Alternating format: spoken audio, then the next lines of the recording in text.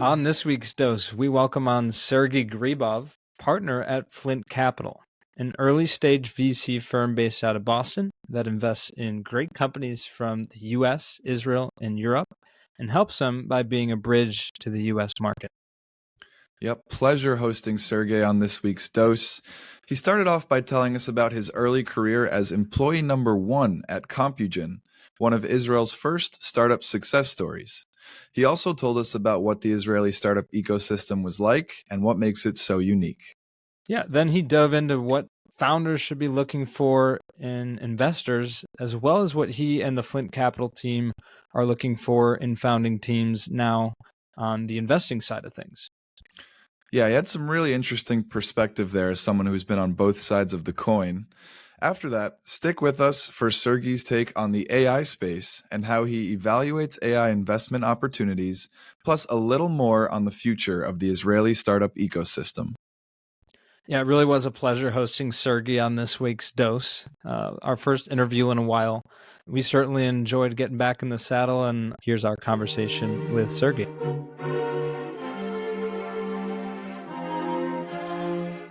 You see here, kid, you gotta just go for it. Don't think about what comes after or what came before. You just gotta bend your knees, take a deep breath, and jump. This is Venture Pill, your weekly dose of startups and venture capital. We break down recent startups in the news and interview founders and investors to help you stay informed in the evolving world of venture.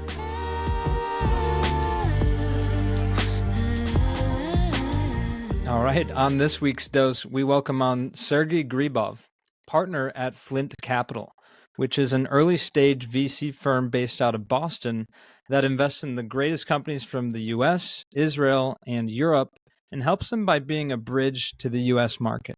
And the Flint team, including Sergey, and we'll get into this, has implemented this very strategy for other companies as previous operators. Sergey, welcome to Venture Pill. How are you doing? Very well. Thank you for having me. We're very excited to have you on, and thanks for joining us. We'd love to start by learning a little bit more about your background and early career. Was it always your passion to be involved with startups? So, my original background is technical. So I graduated computer science, and I guess it was by luck. I was the first employee in a company called Compugen, which is one of the success stories of in Israeli startups in like early 90s. Look at Startup Nation book where appear. We basically started in technological incubator somewhere in desert. Did IPO on Nasdaq in 2000. So partially accidentally, my first job was startup, and frankly, I never actually worked in big companies. I worked for 2 months in a big company between several startups. At some point, I was bored to death and jumped to another startup. So you can say what it's always been my passion to work at startups. It just been way more fun for me to work in fast-moving startups than big companies. Yeah, no, that definitely resonates with Sam and I, both of us working for startup or venture capital, smaller sized companies. Curious to hear what it was like to be a part of the entrepreneurial and technology scene in Israel, or any commentary you have on that ecosystem nowadays. Israeli, I love Israeli ecosystem. It's a great ecosystem. It's a complex puzzle what makes the ecosystem great, and I think Israel is unique in that sense. A lot of people don't realize, but if you look at per capita in terms of concentration of startups or amount of venture capital per capita, Israel is actually, I think, as far as I remember numbers, it's like 6-7 times more concentrated than Silicon Valley. Oh, wow. Actually.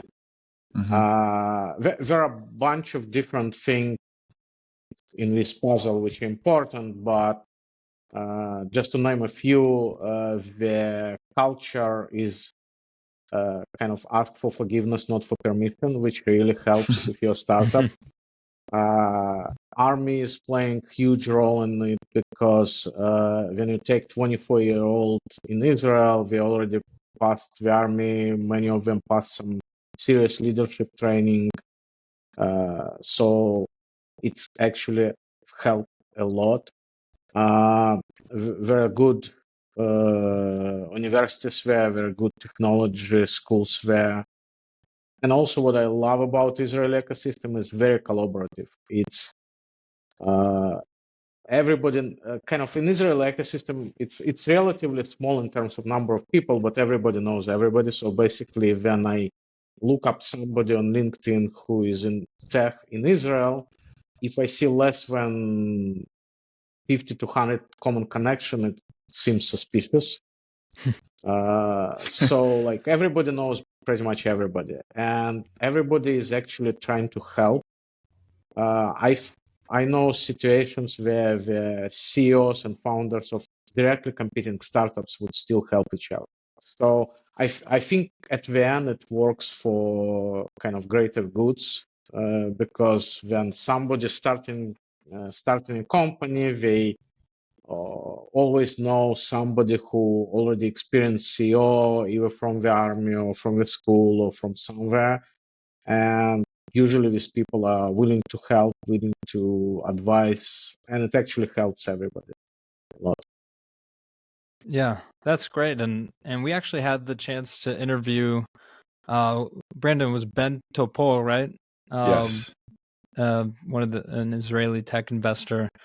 Didn't do the LinkedIn check there to see if it fell within those parameters, but we certainly enjoyed speaking with him and learning about it. And I think the elements of collaboration are certainly a theme.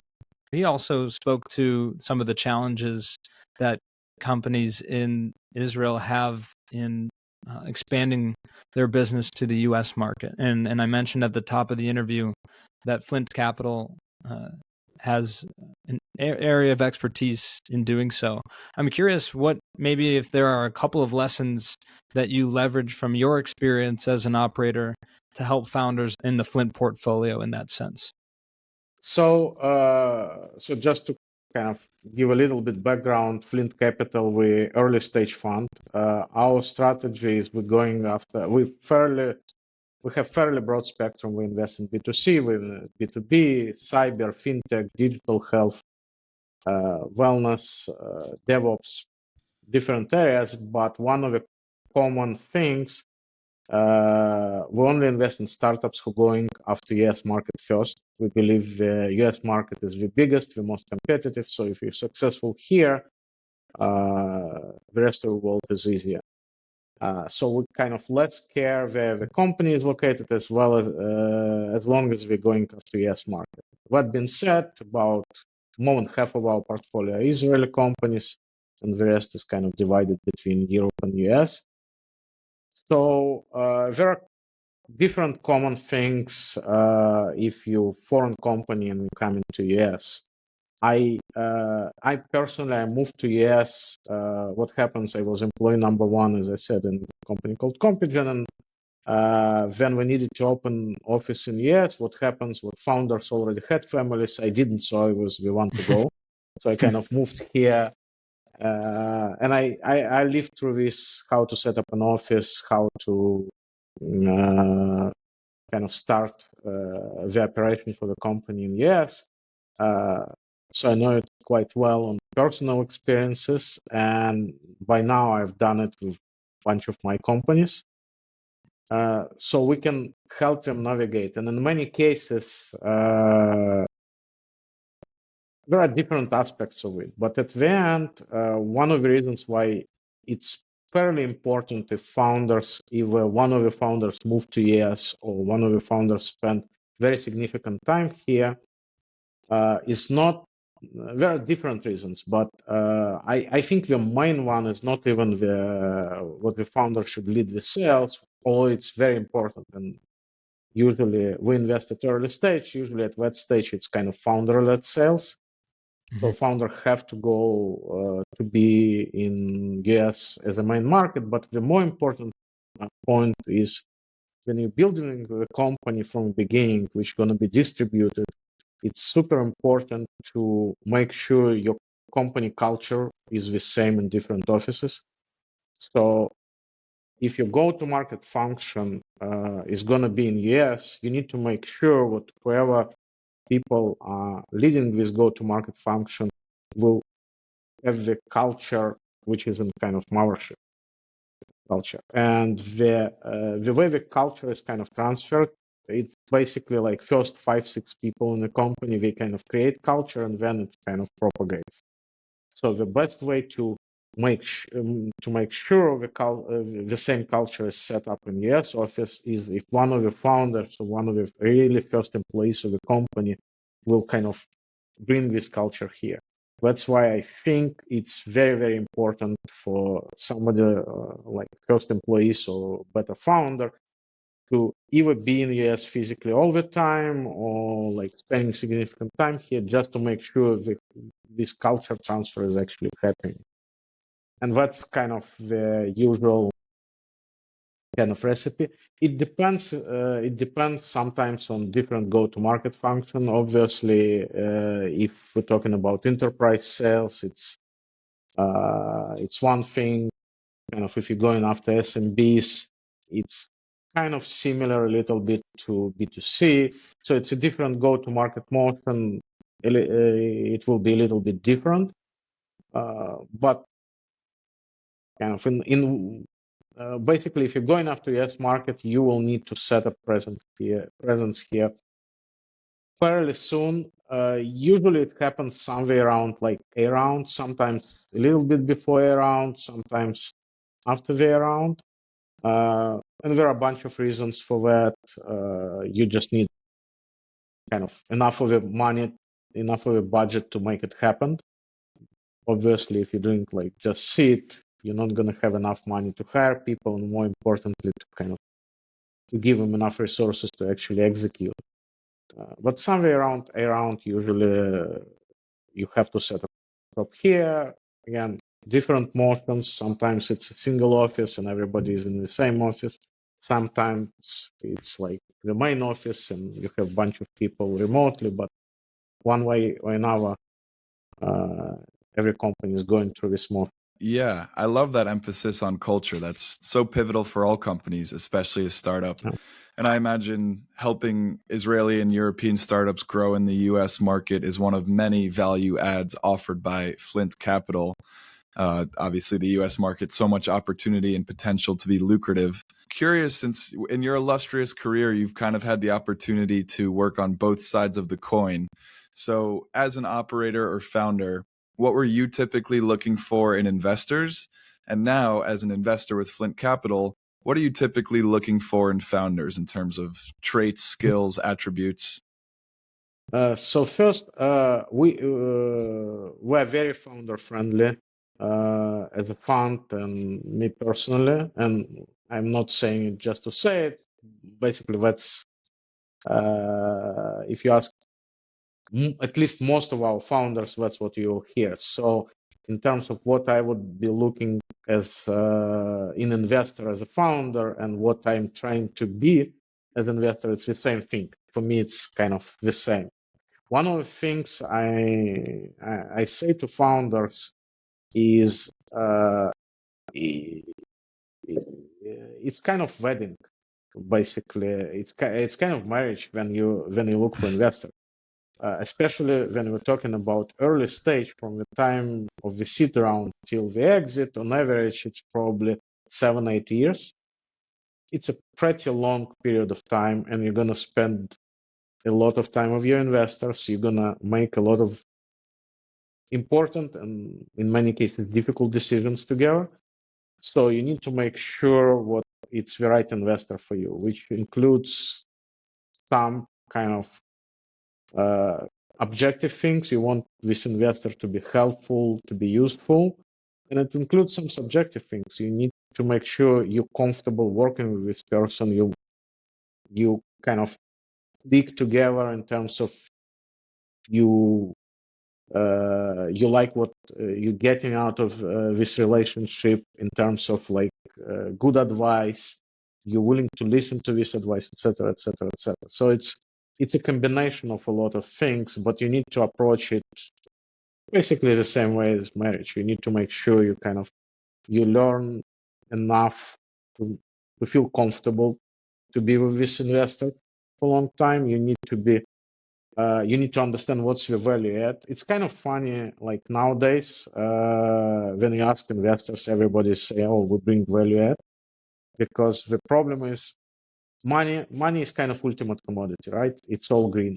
So it doesn't really matter if you get dollar from me or any other investor. It's the same thing. So since investors are trying to attract good startups, everybody is talking about what we can bring to the table. And frankly, there are some really, really good investors, and I work in different startups with great investors who actually work for startups a lot. That being said, probably if you ask founders, more than half of the investors are just money there. They don't add much value. They can subtract value if they trying to do some stupid stuff, but most of the investors, they kind of neutral. So I always say to founders, what when you're thinking about taking money from investor, one, do your homework, learn as much as possible about this investor. The best way to do it is actually talk to the portfolio founders and ask them how this investor behaves, what happens when everything is good, what happens when everything is going to shit, and how they behave in this case. Are they supportive? Are they forget about you? They're not taking calls anymore, it's stuff like that. What I found personally, I can talk about different things we can try to help, but at the end, what matters the most, if you actually there for a founder, if you're actually trying to help, because you can't really predict how you will help the particular founder. I have a bunch of companies where I was successful in helping them to attract the next round of financing. Does it mean what every single of my companies I will be able to do it? No, obviously not. Same thing, some of the companies I was able to bring really good talent like VP sales or some other top management. It doesn't really mean what I was successful to do it for most of my companies. Some cases I did, some cases I don't. What I can promise to my founders, usually what I will try to do it. And that's what really matters, because if you try to work for founders, if you're always there for them, at the end you will find ways to contribute. Definitely. And to follow up on Brandon's question, we're curious, what are the best attributes that you're looking for in founders? So in founders, you're looking at founding team, and it's very important to see we invest in early stage. So basically, at the stage we're investing, there are founders and some vision. There is no traction. There is usually nothing there besides vision and founders. And yeah, you need to see the market and vision, but at the end, you invest in mostly in the team, because in most of the cases, the vision may change, the company will do pivot. The only thing which is left is the founding team. So founding team is extremely important. Unless you really believe in this team, you can't really invest, especially at early stage. And then we'll look at the team. What we want to see is some kind of combination of expertise, which kind of covers the main expertise you need to execute on their vision. So if we're talking about B2C, we want to see on the team somebody who understands how to do B2C. If we're looking at company which is building enterprise SaaS solution, we want to see somebody who is able to, who understand at least how to do go-to-market in enterprise SaaS. We want to see the person who understand how to build the system, so somebody technical, etc., etc. So you kind of looking at the critical expertise for the execution. Another thing which I'm always looking is the team dynamics. So for example, if I do meeting with, let's say it's 3 founders, I want to see how we interact with each other. I would ask questions, and when I ask questions, I want to see what the right person is answering this question. For example, if I ask technical question, I want the CTO to answer, not CEO. If I ask question about go-to-market, I want the person who is responsible for go-to-market to answer that. And you're trying to see the dynamics.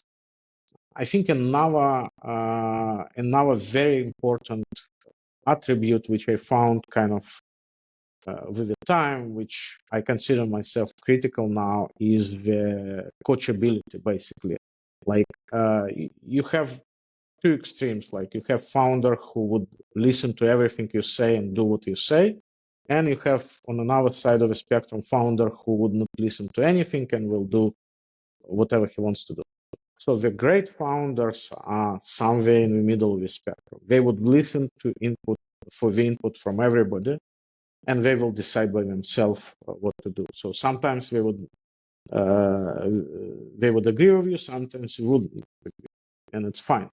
But you want them to listen, and it's not important to listen to me. It's more important because if I see it, I know they listen also to other people around them. I love that way of thinking about it.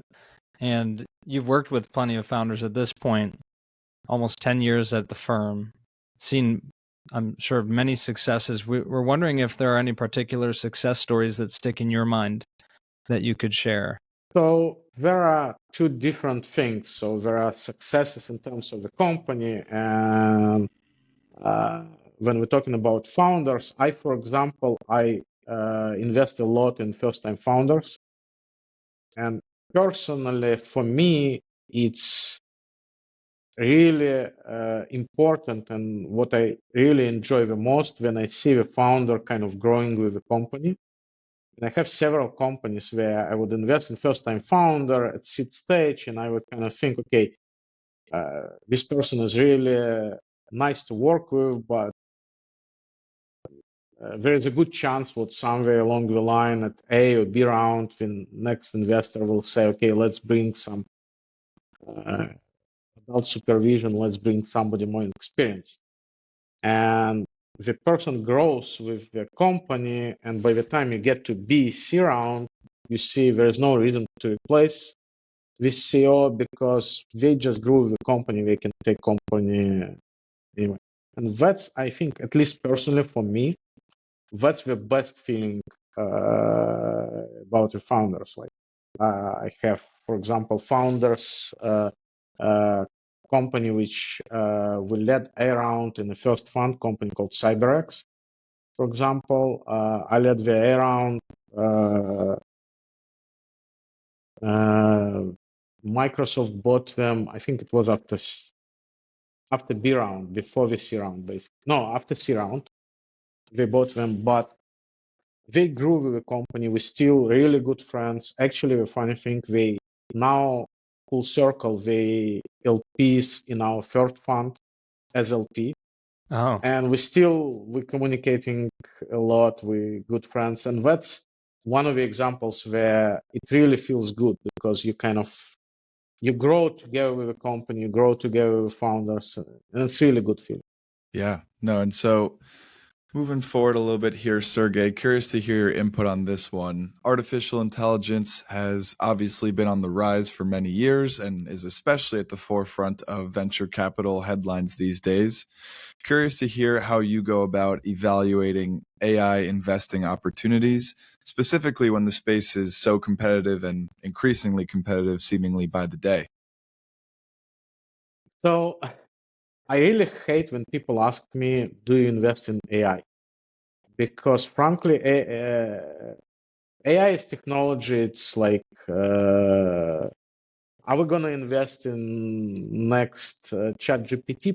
Probably not, because you need like billions of dollars in order to invest in something like that. AI is technology, so we're investing in products. So when we invest in certain product which solving specific problem. Nowadays, a lot of these products are using AI. So pretty much every single investment, like if I think I did four new investments this year. all four investments are very, very heavy AI technology investment, but they're not AI investments.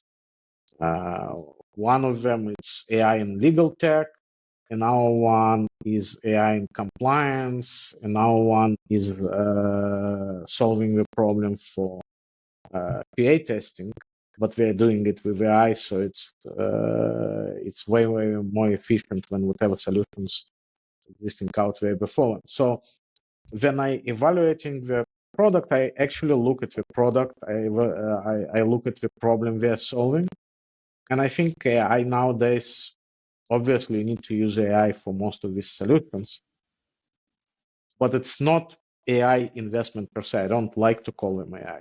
AI is just technology which allows you to solve a problem much better, build a competitive moat, and kind of provide a way better solution. Yeah, I think that's a nice perspective on things when you see AI company, every other headline these days, and it's easy to get caught up in that. Yeah, a lot of people are using AI just as a buzzwords. I see, basically, when I see an email and in the subject line, this is we AI company, like we have AI before we actually explain what we are doing, it's usually not a good sign for me. What I like to see is we solving this problem, and it's a huge problem, and we have good solution for this with pretty good competitive advantage. And that happens because we use AI technology. That's way better position for me than like something with AI, just because it's AI. No, that makes a lot of sense. And we wanted to circle back as well on the Israeli startup scene. How has it developed over the last several decades, and what do you really see as the future for the Israeli startup scene moving forward?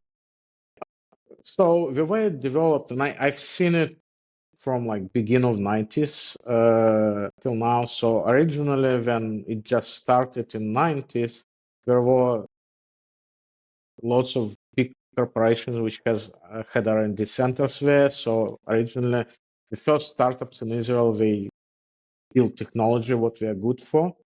We didn't knew how to sell this well. We didn't knew how to build the final product that sell the final product. So we built the technology, and we were talking about like several $100 million exits. But nobody would try to build a unicorns in Israel up to beginning of 2000s. The first unicorn in Israel was Waze. And at that point, people kind of started to realize what there is enough expertise there in the ecosystem, what we can actually go and build bigger companies. I think what also helped a lot of people had experienced so you build your startup, you move to US, help of go to market. You learn how to do it. When a lot of Israelis, they kind of moved back and forth, like living a couple of years in US, then coming back to Israel, then again. And they would bring back the expertise of how to sell in the US, and they would bring back expertise how to build bigger companies. So slowly, but the first unicorn was, I don't remember when was the acquisition of Waze, but it was 2000 something. And then also people who built smaller companies, they wanted to build their next companies. And if you already sold a company for $100 million, it's not interesting enough for you to build another company for $100 million. You want to build a bigger company. You're willing to take more risk. And I think that's what kind of helped to build the ecosystem. So by now, I don't remember the exact number, but there are about 70 unicorns in Israel. And I see a lot of founders who are just not interested in building smaller company. They actually interested in building like really big companies which are solving really serious problems. So now the ecosystem is really great. On the funding side, it's kind of interesting because if you look at the amount of dry powder and venture capital funds in Israel, in the last 5 years, it grew way faster than it grew in the US. So there is this situation when the amount of money available in Israel actually is even more pure startup when it's available in US in some sense, which creates a little bit of a problem. It drives valuation higher. In many cases, we see valuations in Israel higher than valuations in similar company in US. Even now, with all the war going on, there are actually more and more money going there. So I'm super optimistic actually about the Israeli ecosystem because you have a lot of talent there. You have also another thing which I think helps the ecosystem. For a lot of Israelis, working at startup is actually way cooler than working for big corporation.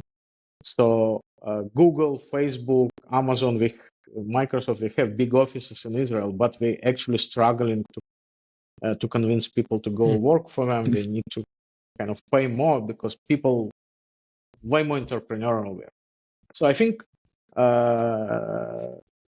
the whole ecosystem is just growing, and I think the future is very, very bright there. Yeah, no, that's well said. It's amazing. It seems like Israel has captured the attention of every big VC firm in the United States as a startup hub. Yeah. And from afar, it's just been awesome to see. Kind of like, I like how you framed it, kind of like compounding expertise and experience in that scene, maybe starting with Waze as the first unicorn, and then within a 15-20 year period that, exponentially grew to around 70, which I think is right around where Ben Topor, who Sam mentioned we interviewed in the past, he estimated about the same amount. But it's been incredible to watch, and just an amazing scene that's on the rise. Transitioning to the end here, as I mentioned earlier, you've kind of been on both sides of venture, right, as an operator and an investor. For those for our pilgrims out there, which is what we call the Venture Pill listeners, who may be interested in both or one or the other, what would your advice be just in terms of getting into the space from the outside? So if we're talking about venture capital, especially like early stage, like when we're talking about like growth, it's probably a little bit closer to like investment banking, but early stage, you need to be closer to startups. So I think the experience in startups is crucial if you want to do VC. I think and people ask me all the time how to get to VC. Frankly, there is no kind of good path which kind of defines how to get to venture funds. It's a lot of VCs have small teams, very hard to get to. But I think experience as operator helps a lot. I think it's very relevant experience if you're founder of a company or if you're one of the early employees and you kind of try different parts in startups. It's also very helpful. But once you get enough of experience, I've seen people who get MBA and after the MBA started VCs. Frankly, as a person who have MBA, who at some point did MBA, I think MBA is kind of useful, but have very, very limited use. If we're talking about early stage startups, experience is way more important. That's great advice. And yeah, there's no one path. We've heard so many different stories of how people got into their roles, and even for founders who never thought they'd be in the startup world. So that's what we love hearing is the different stories, and yours was certainly great to hear, Sergey. We appreciate you coming on. We want the Pilgrims as well to know how to follow you and follow along with Flint Capital and potentially connect with you. So giving you a moment to plug yourself and the firm, what's the best way for folks to get in touch? So it's easy to find me on LinkedIn, Twitter, anywhere. And my email is sg, like Sergey Gribov, at flintcap.com. Also the site for the Flint Capital, it's flintcap.com. Easy to find. I'm usually trying to answer emails. I have to apologize in advance. It's not always happening right away. Sometimes I kind of try to clean up my mailbox when I'm on long haul flights, and basically sometimes I would get to some emails in a month or whatever. But it's that's the way things work these days, because it's just way too much. We're all overwhelmed. Yeah, I don't think any of our listeners would hold you to an immediate answer. I can imagine your inbox is flooded. Yeah. But that just about wraps us up for this interview. So, Sergey, thank you for taking the time. This was awesome. Great to hear your story and your perspective on AI, the Israeli venture capital scene, amongst other things.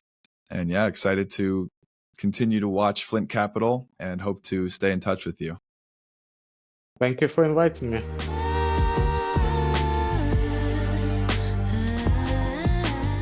Thanks for listening. Join us next week for another dose of startups and venture capital. And as always, we appreciate our pilgrims spreading the word about the show. Share with your friends and help someone else make the pilgrimage. See you next time.